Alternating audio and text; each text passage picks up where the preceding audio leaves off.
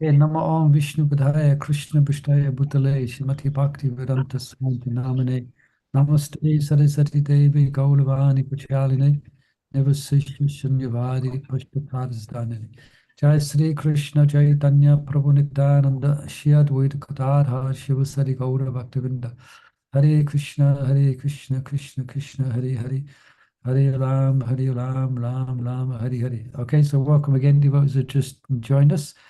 Yeah, so yesterday we finished chapter 11, the universal form. And today, obviously, after 11 comes 12. We're doing chapter 12.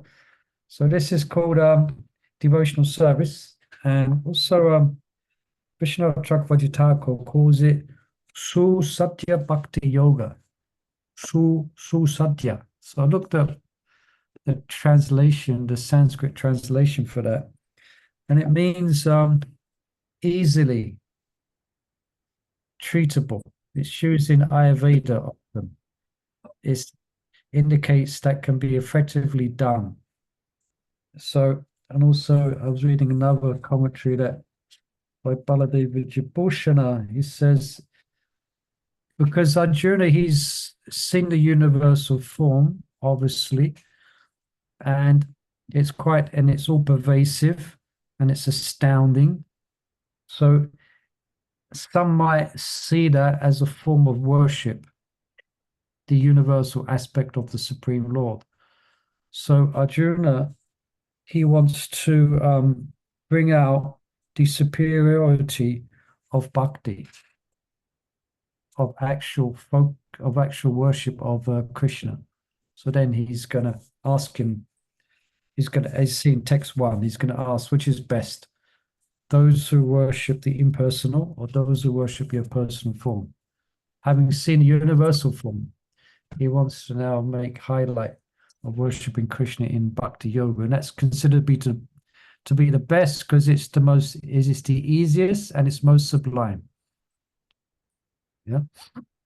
Okay, so let me share Bhagavad Gita, and you have to excuse me, I didn't bring it up before we started here, so I've got to go clicking on my computer and bring it up, and then I can share it. Okay, books, scrolling down, scrolling up. There it is, Bhagavad Gita. Okay, and chapter 12. Now go back here. Share. 1, 2, 3. You can see Bhagavad Gita? Great. Yes. Hare Krishna. Okay, so what we do here, is devotees who like to read, you can just read the verse in purple. And we're reading, and we're having a go at the Sanskrit as well. So if anyone would like to begin today. Yeah, go ahead. Prabhu? Yes, you can. 12:1. 12:1. Arjuna vacha evam satata yukta ye bhaktastam paryupasate ye chape apsuram avyaktam te samke yoga vitama. Translation. Arjuna inquired, which are considered to be more perfect? Those who are always properly engaged in your devotional service, or those who worship the impersonal Brahman, the unmanifested? Purport by Srila Prabhupada, Jai Srila Prabhupada. Krishna has now explained about the personal, the impersonal, and the universal, and has described all kinds of devotees and yogis. Generally, the transcendentalists can be divided into two classes. One is the impersonalist and the other is the personalist. The personalist devotee engages himself with all energy in the service of the Supreme Lord. The impersonalist, who engages himself not directly in the service of Krishna, but in meditation on the impersonal Brahman, the unmanifested. We find in this chapter that of the different processes of realization of the absolute truth. Bhakti Yoga, devotional service, is the highest. If one at all desires to have association of the Supreme Personality of Godhead, then he must take to devotional service. Those who worship the Supreme Lord directly by devotional service are called personalist. Those who engage themselves in meditation on the impersonal Brahman are called impersonalists. Arjuna is here questioning which position is better. There are different ways to realize the absolute truth, but Krishna indicates in this chapter that bhakti yoga, or devotional service to him, is the highest of all. It is the most direct and it is the easiest means for association with the Godhead. Yeah, just before you continue, Mother, just so you see what's mentioned here, Krishna has now explained about the personal, the impersonal, and universal form, and has described all kinds of devotees and yogis. So that's been the chapters so far, chapter 1, 2, 3, 4, up to 12. Yeah, specifically also chapter 6, Astanga Yoga, although at the end he makes it quite clear, Yoginam Apishave, best of yogis is he who worships Krishna. Krishna has spoken, in other words, he's spoken about karma, he's spoken about obviously Gyan again. So in this chapter, he's going to exclusively, so he has mentioned obviously bhakti throughout the whole of the Gita so far, but this chapter is specifically dedicated to bhakti, to make it very clear. Yeah. Any questions so far, comments? I was thinking Srila Prabhupada was very eager. He introduced bhakti even earlier than this. Yeah, good point. Yeah. Yeah, in purports, he's so Yeah. he's so enthusiastic. He just wanted to say what he has to say. Yeah. As I mentioned, Prabhupada keeps us on course in his Yes. purpose, because some persons may read the Bhagavad Gita and they may not understand its actual ultimate purpose, Yeah. being bhakti. So Prabhupada keeps us in his purpose, he keeps us on the right path, bringing up bhakti. And some scholars have issues with that, as we mentioned before. But yeah, that's correct, Damod. He's making sure that we come to the conclusion of bhakti and do not get distracted. Okay. Continue in the second. In the second chapter of Bhagavad Gita, the Supreme Lord explained that a living entity is not the material body. He is a spiritual spark, and the absolute truth is the spiritual whole. In the seventh chapter, he spoke of the living entity as being part and parcel of the Supreme Whole and recommended that he transfer his attention fully to the whole. Then again, in the eighth chapter, it was said that anyone who thinks of Krishna at the time of quitting his body is at once transferred to the spiritual sky, to the abode of Krishna. And at the end of sixth chapter, the Lord clearly said that of all yogis, one who always thinks of Krishna within himself is considered the most perfect. So, in practically every chapter, the conclusion has been that one should attach to the personal form of Krishna, for that is the highest spiritual realization. Okay. Nevertheless, there are those who are not attached to the personal form of Krishna. They are so firmly detached that even in the preparation of commentaries to Bhagavad Gita, they want to distract other people from Krishna and transfer all devotion to the impersonal Brahma Jyoti. They prefer to meditate on the impersonal form of the absolute truth, which is beyond the reach of the senses and is not manifest. Yes. And so, actually, there are two classes of transcendentalists. Now, Arjuna is trying to settle the question of which process is easier and which of the classes is most perfect. In other words, he is clarifying his own position because he is attached to the personal form of Krishna. He is not attached to the impersonal Brahman. He wants to know whether his position is secure, the impersonal manifestation, either in this material world or in the spiritual world of the Supreme Lord, is a problem for meditation. Actually, one cannot perfectly conceive of the impersonal feature of the absolute truth. Therefore, Arjuna wants to say, what is the use of such a waste of time? Arjuna experienced in the 11th chapter that to be attached to the personal form of Krishna is the best because he could thus understand all other forms at the same time, and there was no disturbance to his love for Krishna. This important question asked of Krishna by Arjuna will clarify the distinction between the impersonal and personal conceptions of the absolute truth. Thank you, Prabhu. Okay, thank you, Hare Krishna. All right. So any questions here? Curiosities or anything to clarify? I guess it's relatively straightforward. I think we're all familiar with the discussion, the difference between the personal and the impersonal. Anyone who's read Prabhupada's books, then we're surely very familiar with it. Yes, someone was asking. Oh, okay. Okay, let's then go on to text 2. And then Krishna's going to give his answers. Yeah, I can read that. yeah, you know it, huh? Well, I like this chapter. I read it quite often. Okay, great. Yeah, it's it's only 20 verses, so Yeah, it's really, yes. good. Okay, go ahead. I mean, I don't know nicely saying the slok, but I will say it.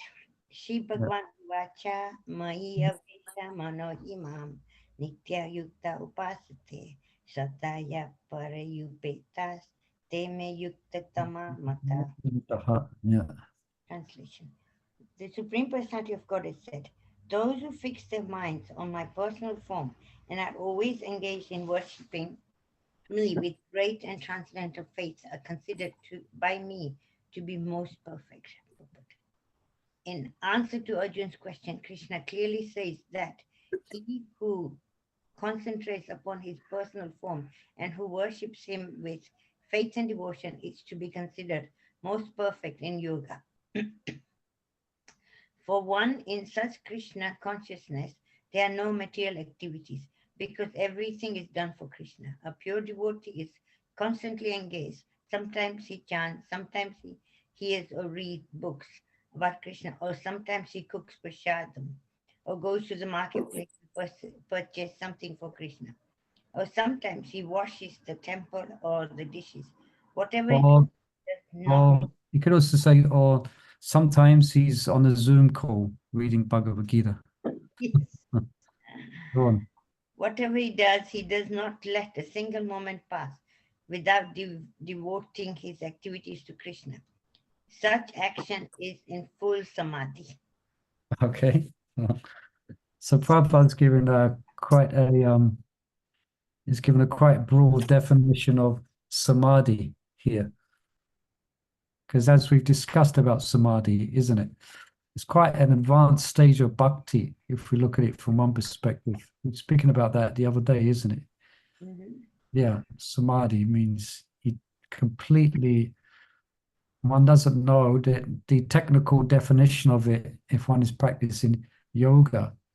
There's such symptoms that one is not even aware that one's self is meditating. So absorbed in the object of meditation. Yeah. Prabhupada said this about the book distributors as well, when he got letters saying how many books were being distributed. Even it took Prabhupada back, and he was so full of appreciation, saying you are practically in samadhi. Yeah. In another place, he says samadhi means devotees meditating upon Krishna coming back from herding the cows or leaving in the morning. He describes that as samadhi. So anyway, I'm sure all of you're all engaged in these activities. Sometimes we're chanting, sometimes we're hearing, sometimes we're reading, sometimes we're cooking prasadam, going to Kingsbury for shopping, some Krishna. Sometimes you're washing the temple or the dishes. Yeah. It's all. But there's one purport where Prabhupada explains that a devotee Actually, it's coming up here. It's coming up in this chapter, verse 8, and we shall come to it. That Prabhupada, that he describes it, devotee actually lives in Krishna. You're actually living in Krishna. It's quite an interesting description. They live inside Krishna. So they live in his devotional service. So, this is their quest not to let a moment go without being absorbed in Krishna. I mean, it's not easy. There's so many distractions in this world. Yeah. But this is what we try to do. Yeah. Any questions here?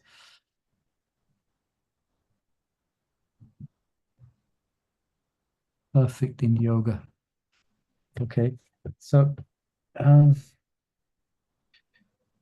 text 3 and 4. This is interesting here, this verse. We shall see. Let's read it. Because Krishna seems to be giving a anyway, let's read it. You'll see. Hare Krishna. Text 3 and 4. Someone like to read? Just look. Okay. I can jump in for now. Yes. Yeah. I can read if you like. Go ahead, please. Yeah. Yeah. Yaitivaksaram anirdesham avyaktam paryupasate sarvatra gyan achintyam cha kutashtam achalam dhruvam saniyam yendriyagraman sarvatra samabudaya te prapnufanti mameva sarvabhuta hitevita.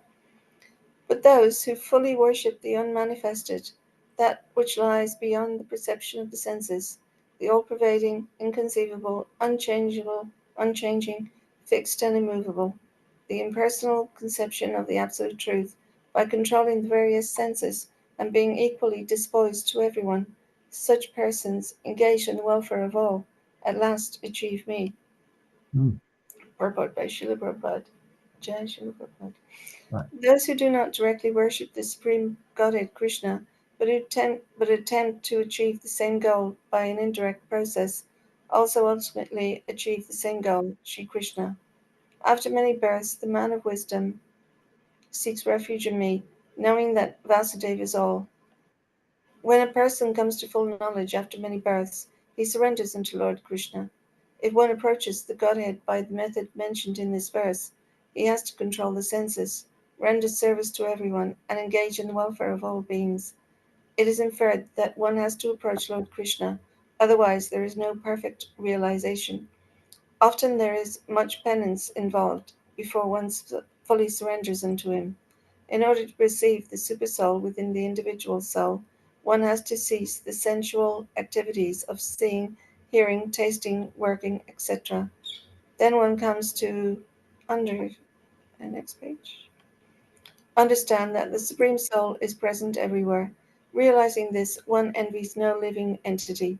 He sees no difference between man and animal because he sees soul only, not the outer covering. But for the common man, this method of impersonal realization is very difficult. Okay, thank you. Oh, sorry. Okay, any we've gone forward a bit. 1 second, sorry. Yeah, any questions here? I could think of a couple of slokas, but I need your help. Like, after birth, the man of wisdom seeks the refuge in me. So Yeah, I was going to ask for that verse actually. Yeah. Yeah. Anyone know the Sanskrit for this verse? Chapter 7? Word? What is it? Bahuna Janma Janmante? Yeah. Bahuna Yes. Janma. Well, you can say the whole verse of Rajkisha. Bahuna Janma Janmante Gnanavan Mam Prapadyate Sarvamiti Samahatma Sudurlabha. Vasudeva Samamiti. Vasudeva. Yeah. Samahatma Sudurlabha. Yes, such a great Mahatma is Sadulabha, is very rare. Vasudeva, yeah, so Vasudeva is all. So it's interesting in a sense that these are referring to the impersonalists. So it's not referring to the Mayavadi. So these are persons who have an innocent appreciation of the all-pervading Brahman.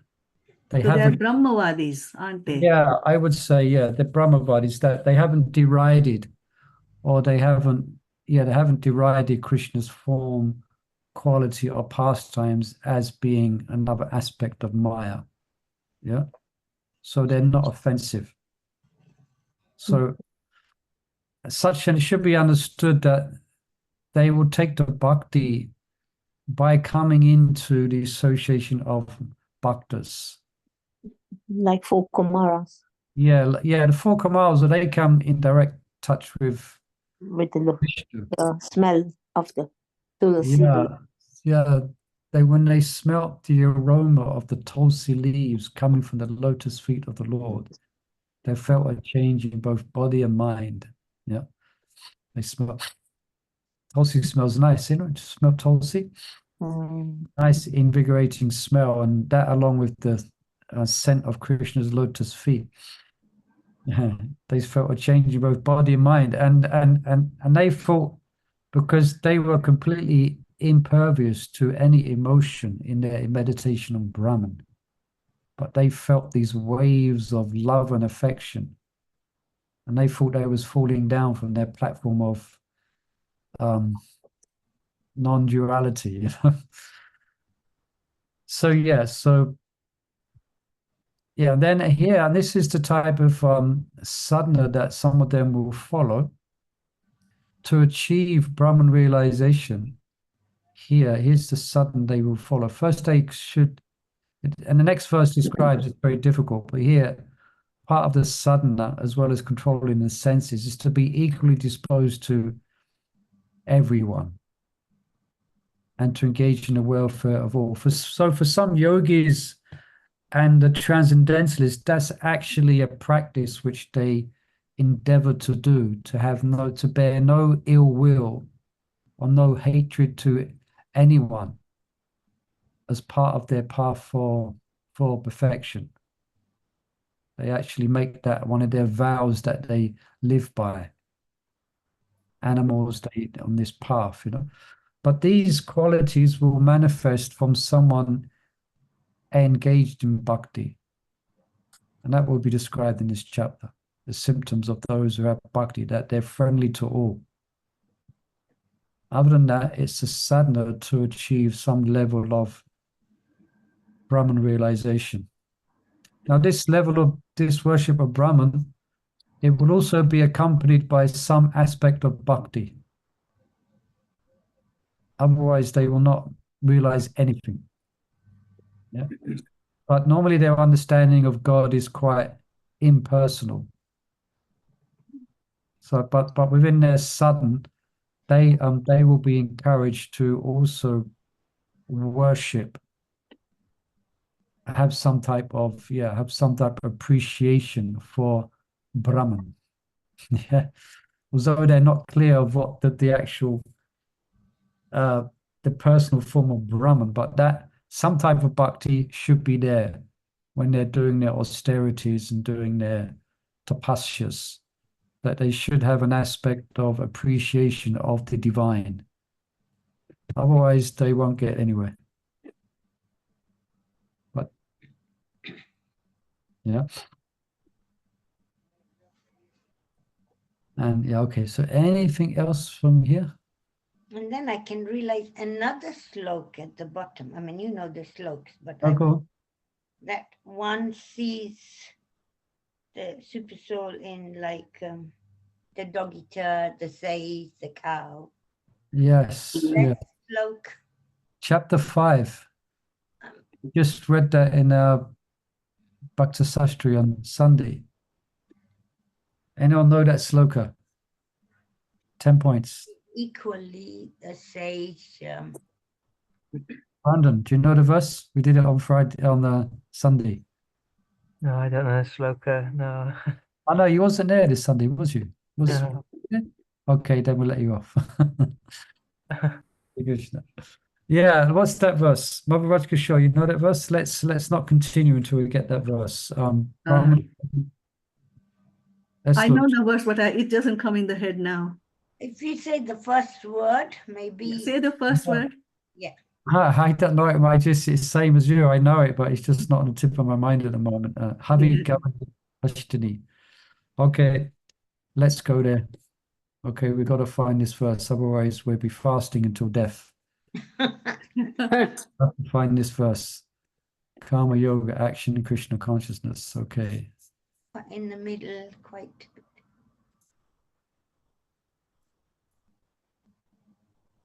These are my notes from the study on Sunday.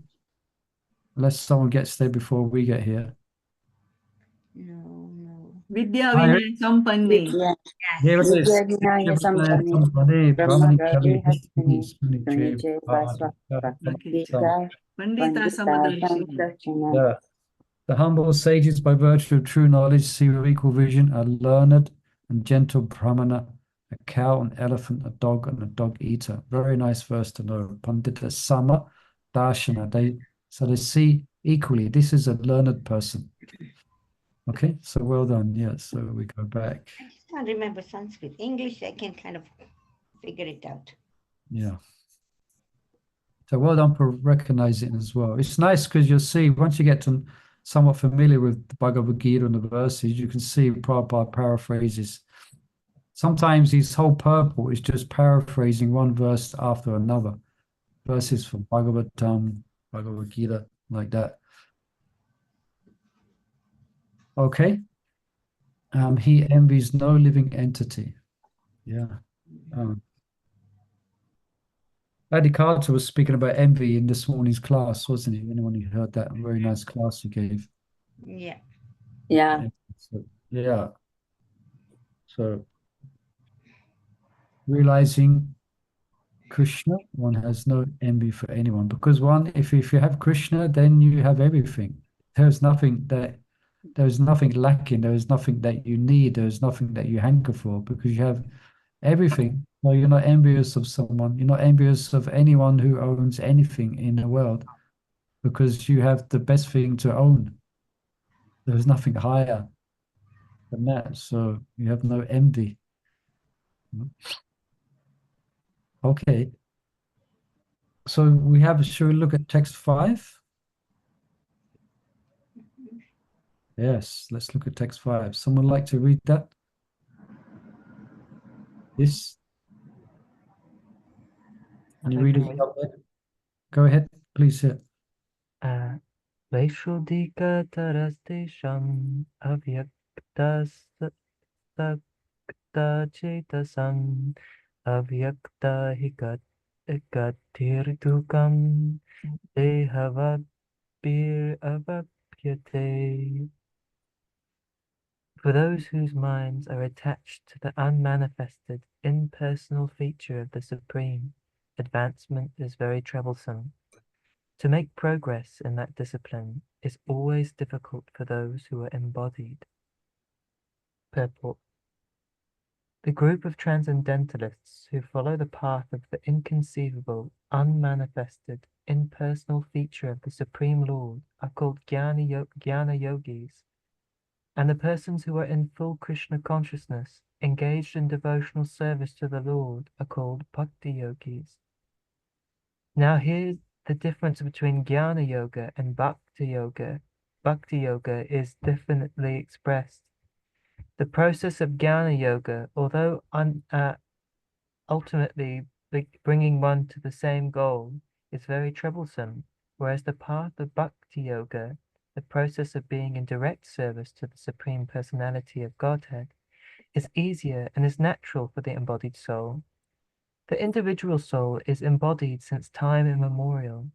It is very difficult for him to simply theoretically understand that he is not the body. Therefore, the Bhakti Yogi accepts the deity of Krishna as worshipable because there is some bodily conception fixed in the mind, which can thus be applied. Of course, the worship of the Supreme Personality of Godhead in his form within a temple is not idol worship. There is evidence in the Vedic literature that worship may be saguna and or nirguna. Mhm. Right. Wow, long purple. Yeah, anyway, carry on. Hare Krishna. Of the Supreme possessing or not possessing attributes. Worship of the deity in the temple is saguna.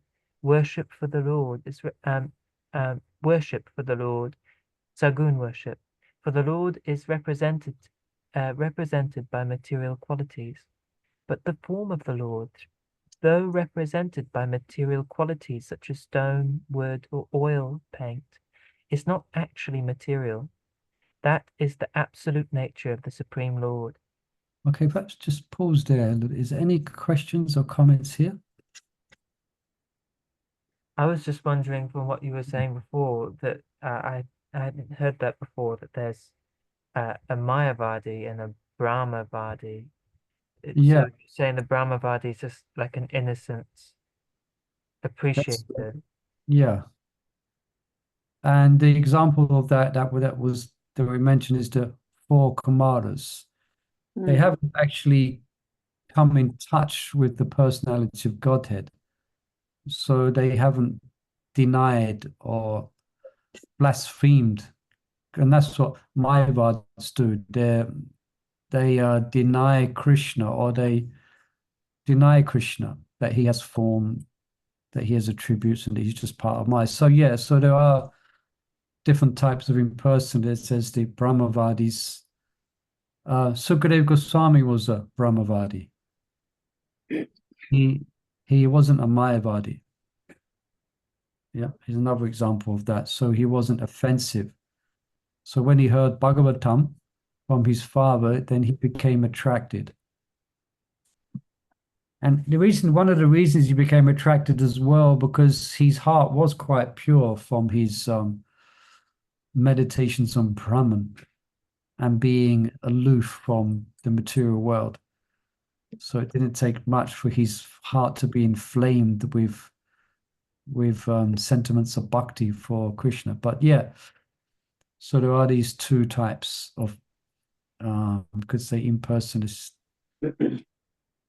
Yeah. Also, another one who's Bilvamangala Thakur, apparently, he was some type of Brahmavadi. Yeah. Okay. Yeah. Anything else from here? This, Prabhu, can I ask a question? please, you can. Yes. Just for clarification for myself. It says here that the Lord represented by material qualities such as stone, wood, or oil paint is not Yeah. actually material. So does that mean it's spiritual? Yeah. Now, Prabhupada it says here, and there's this nice video that perhaps I try and bring up for next week, where Prabhupada's speaking about this. He says this point here, in one sense, Prabhupada just writes it quite matter-of-factly. He says, so represented by material qualities, the deity such as stone, wood, oil, and paint, it's not actually material. It's represented by material qualities, but it's not material. Mm. So it's a bit of then Prabhupada in this video, he says, it takes some brains to understand. It takes advancement to actually appreciate this. That although he's represented by stone, wood, or oil, it's actually not material, although it's materially presented. So, Prabhupada just writes it matter-of-factly. But okay. Yeah, is that okay? Yeah, And then that's Prabhupada gives example, which he does in this video here, which he gives often. He's going to give it in the next paragraph. Yeah. okay. So that's the absolute nature of the Supreme Lord. Yeah. Okay, you continue reading, Brendan. Thank you. Thank you. Yeah. A crude example may be given here. Is that where I'm at? Yeah, that's it. Just yeah. We may find some mailboxes on the street, and if we post our letters in those mailboxes, they will naturally go to their destination without difficulty. But any old box or an imitation which we may find somewhere, but which is not authorized by the post office, will not do the work. Similarly, God has an authorized representation in the deity form, which is called Archa Vigraha. This Archa Vigraha is an incarnation of the Supreme Lord. God will accept service through that form. God is omnipotent, all-powerful. Therefore, by his incarnation as Archa Vigraha, he can accept the services of the devotee just to make it convenient for the man in conditioned life. Yes, so in this video, it's a morning walk. I think it's in Australia. And one devotee is playing devil's advocate, and he makes this challenge that they say we're worshipping a we're worshipping, what do you say? The worship is idol worship, that's it. Yeah, then Prabhupada responds, and he gives this example, what is written here, and he gets quite animated. And at one point he's walking and he stumps his cane on the floor, and he makes the point, and he asks the devotees, and they all gather around him. And he's speaking about the authorization of the post box. So he says, what will happen if it's not authorized?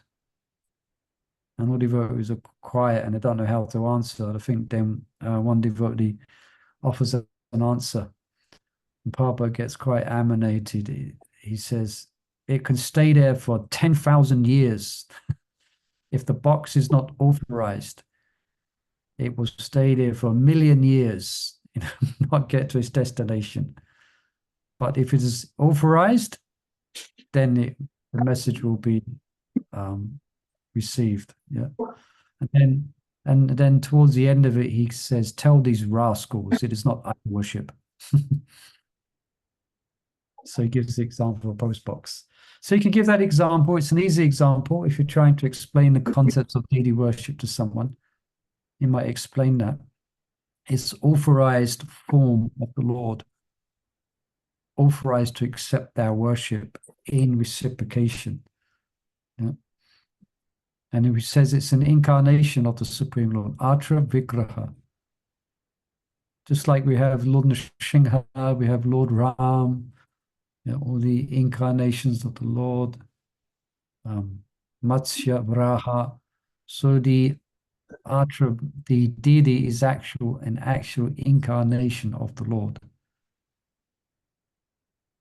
And in some instances, it's described that the Archa Vigraha, the most merciful form, because the different incarnations, they come and they go, and they perform their pastimes. But the Archa Vigraha is just there all the time. Whenever, according to your convenience, you want to take darshan, you can just get on the central line or the northern line, get a car, and you can see an actual incarnation of the Lord. You can see an actual incarnation in a deity form. And it's described also that all the incarnations come from the form of Krishna. So all Lord Vraha, Matsya, they're all coming from Gokulananda, Radha, Landaneshwara, they're all manifesting from that form. Right? That's what's called Archa Vigraha. Right? Any other questions or comments on that? Okay, and so here it's mentioned about, the next paragraph mentions about being easy, it's not difficult. So that's the meaning of that word which Vishnu Thakur uses in this chapter, is called Susatya Bhakti Yoga. Susatya, which means it's easy compared to the impersonal path. It's very difficult, the path of the impersonal meditation, because you have to realize that you're nothing. That's not so easy to do. You have to understand that you don't exist and that your feelings your thoughts and feelings are all illusion and etc. It's a lot of a lot of brain work. And one convinces oneself that they're liberated, but it's just in the mind. So difficult compared to bhakti. Okay, continue reading, Brandon. So For a devotee, there is no difficulty in approaching the Supreme immediately and directly. But for those who are following the impersonal way to spiritual realization, the path is difficult.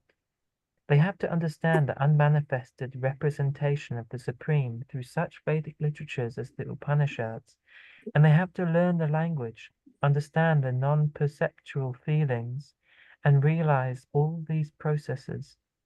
This is not very easy for a common man.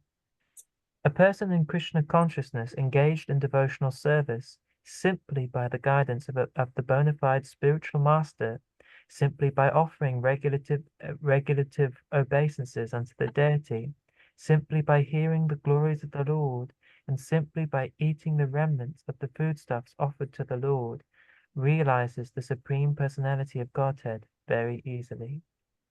There is no doubt that the impersonalists are unnecessarily taking a troublesome path with the risk of not realizing the absolute truth at the ultimate end.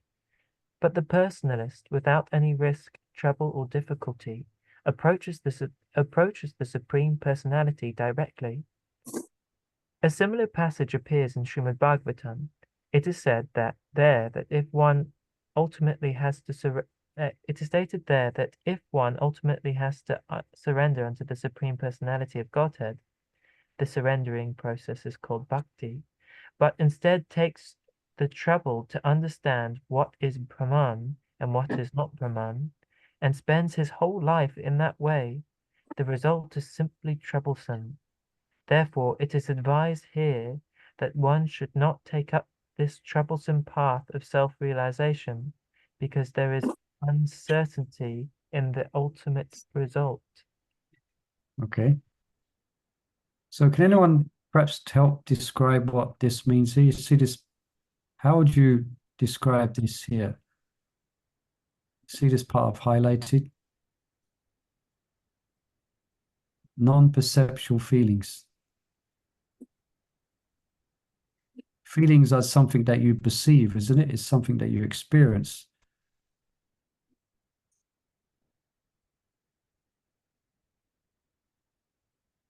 I'm not expecting an answer because you can't understand it. That's why I'm asking if you try non-perceptual feelings. I mean, you perceive some, but they have to realize, the feelings again, it's all part of illusion. Would that be like a feeling that is not coming from your senses, meaning that it's a direct its connection with the spiritual energy? No, I think Prabhupada, he's having a dig here, if I can use that term. He's highlighting the futility of the impersonal sadhana. Because the reason I highlight it, because it's not actually possible you're trying to non-perceptual feelings. I mean, that's what I would think. It's not referring to exactly revelation on the spiritual platform, but it's if I can use the word, the impractical and, in one sense, ludicrous conception of everything is one. There is no form, there is no feelings. All these are part of, all this is to give identity for any feeling or emotion or any form is all part of the illusion. And everything is actually Brahman. So that's why I was kind of highlighting that. But your point, perhaps maybe take it as well. So it's not very, and also as Prabhupada might say, to take this process in 4, then you have to be a sannyasi. You have to renounce the world as well. So it's not for the common man, and it's very difficult. And as Prabhupada says in the Bhagavatam, points out, what's the point? You spend your whole life doing that. Well, the process of bhakti is very true satya. It's very easy. Okay, any other points we want to bring out here or questions? I always think, could it be because that paragraph is because it's impersonal, like Krishna is a person, but here it is explaining impersonality. So, the feeling is not there, that word, Yeah, because the feeling is not there in the impersonal. It's not Yeah, non-perceptual. Yes, your They mind. could say that there's no non-perceptual feelings. Yeah. Whatever it is, it's very, very difficult. It's very, very mental as well. They get very mental. They try and, it is not this, is not that, is not this, is not that. If you can think about it, then that's not Brahman. If you can, Brahman is not this, Brahman is not that. Anything that you can conceive, shape, form is actually not Brahman. Brahman is beyond everything, and everything is Brahman. It's like it's all just word jugglery and a very difficult meditation. Persons spend their whole life meditating on these impersonal concepts, Prabhupada's highlighting how this path is so difficult. Yeah, and Krishna is as well. He's just following Krishna's lead. Krishna is making it clear. He says it's very difficult, that it is very troublesome. Yeah. For those that are in bodies, who have, body and form and feelings and perceptions, to realize you are not any of that, and the world is not any of that. He says Krishna says himself here, it's very troublesome compared to the path of bhakti. If it's since it's so hard, why would someone choose to follow that path? If Yeah, this is the perception of a bhakta. Once we understand the difference between the two, it becomes quite interesting. It becomes quite, why would anyone choose that path? You're saying that because of your devotee. But for those who haven't come in contact with the wonders of bhakti, for some it's a convenient. Elsewhere, Prabhupada says it's like the Buddhist philosophy, or because they're impersonalists as well. So in other words, all anxiety and all grief comes from interaction with personality in this world. Yeah. That's the major cause of grief. It's the interaction between individuals, persons. So then their wrong conclusion is that the absolute truth, that the absolute must be devoid of any of that. There must be no people.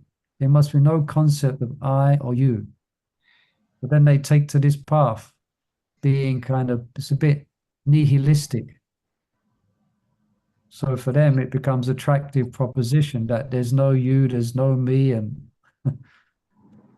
just like there's this celebrated song which is well known by John Lennon.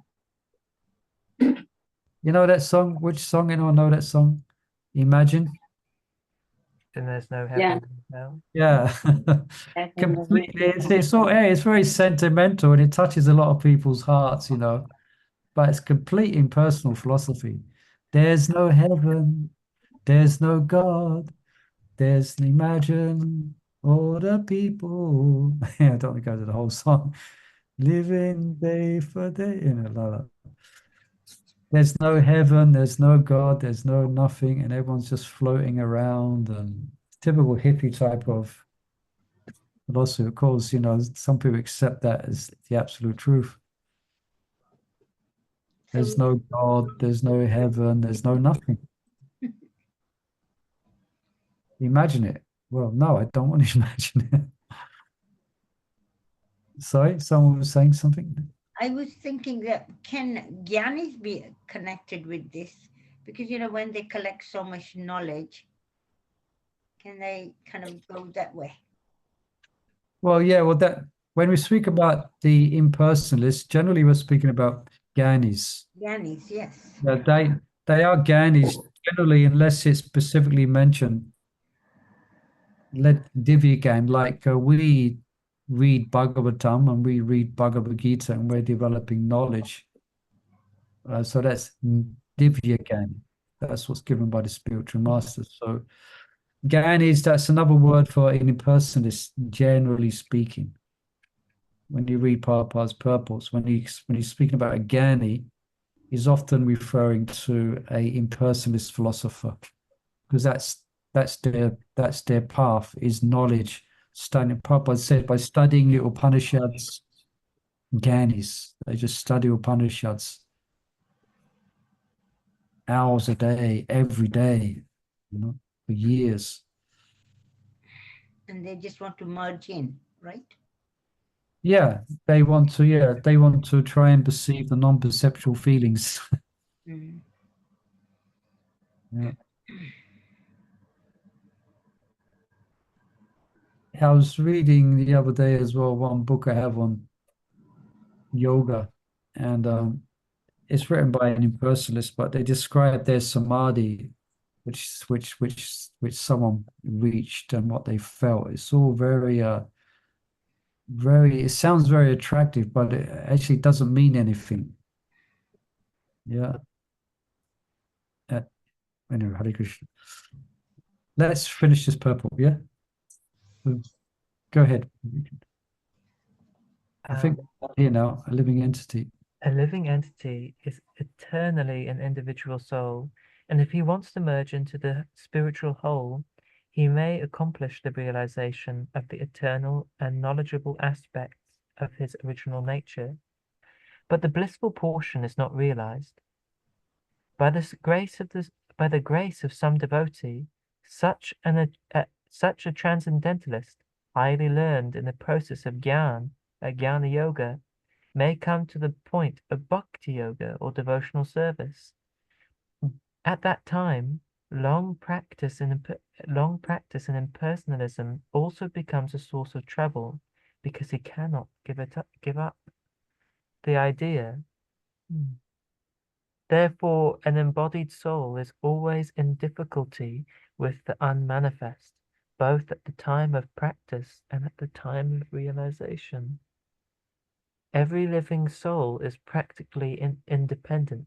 Is partially independent. Thank you. Is partially independent, and one should know for certain that this unmanifested realization is against the nature of his spiritual blissful self.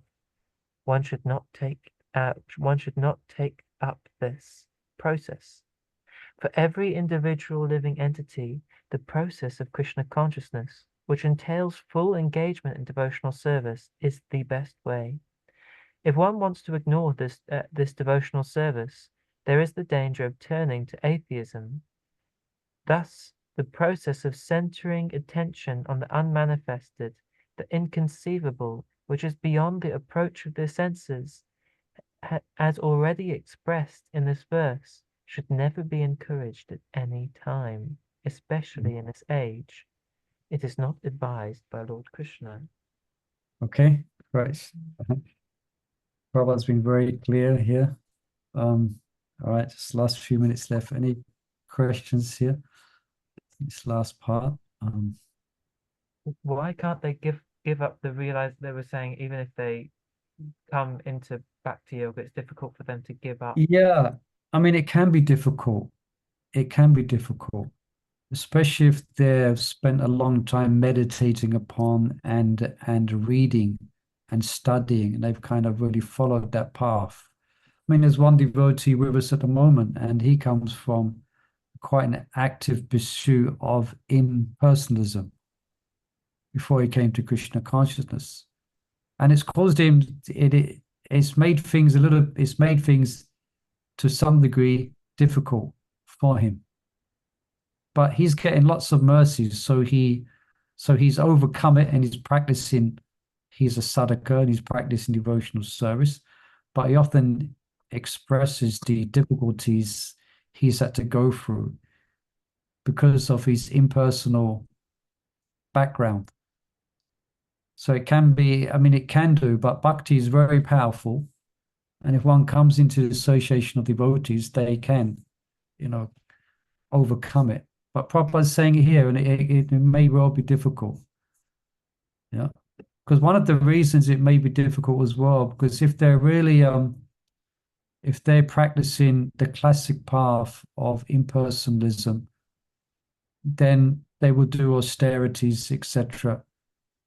And they will deny any sense or any sense experience at all being part of illusion.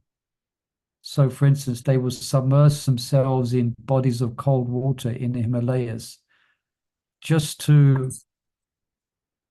mentally deny what they're experiencing as uncomfortable, as being part of Maya, and it's not them. Do you understand? I mean, that's why they do it. You understand? They will be in really cold, freezing water, and they will, within their mind, they will cast out any perception of what they're feeling. And then they will do the opposite. In the blazing heat of the summer, then they will sit in meditation and build fires, cow dung fires around them, just to increase the heat. And even they will have a wooden platform on their head, and they will put another fire on top of their head. And they will sit in the middle, in the midday sun, in that incredible heat. And their meditation will be to deny any feelings that they're having. Yeah. So when such a person comes to bhakti, because bhakti is all about feelings, it's all about emotion, expression of loving affection for Krishna. So it can be very difficult unless they get this great and special mercy of Krishna or his devotee. So that's often why it can be difficult. I mean, you're not going to meet many people who are classic Mayavadis like that, but a lot of people will read many books on the subject, So it takes a lot for them to cross over. And like if they've accepted it in their heart, it's often difficult. Who was a Mayavadi? Personally was Sarvabhauma Bhattacharya. But Lord Chaitanya is very powerful. So he converted him. That was the power of Lord Chaitanya Mahaprabhu. Otherwise, it can be very difficult. All right. So if anyone's thinking of going along that path, I think it's too late. You will be poisoned by bhakti. You're you're drunk in the nectar of bhakti. So for you, as Brendan said, we can't even imagine it. Imagine no deity, imagine no kirtan, imagine no prashadam, no festivals, no appearance day. There's nothing. Very difficult. So it's not advised by Lord Krishna. All right. So let's pause there. Yeah, we did well. We got through first 5 verses of this chapter. That's good in one sense. All right. So let's pause here. We won't stop. We'll just pause and we'll pick up from text 6 and 7. There's some wonderful verses coming up in this chapter as well, describing the symptoms of a devotee. So we'll pick up from next Tuesday. So please join us if you can. Hare Krishna and Hare Bol. Hare Krishna. Hare Krishna. Hare Krishna. Bhagavad Gita Jai. Path of Bhakti Jai. Jai. Gaur Premanande. Hare Bol. Manohar Prabhu ki jai. Jai. Hare Krishna.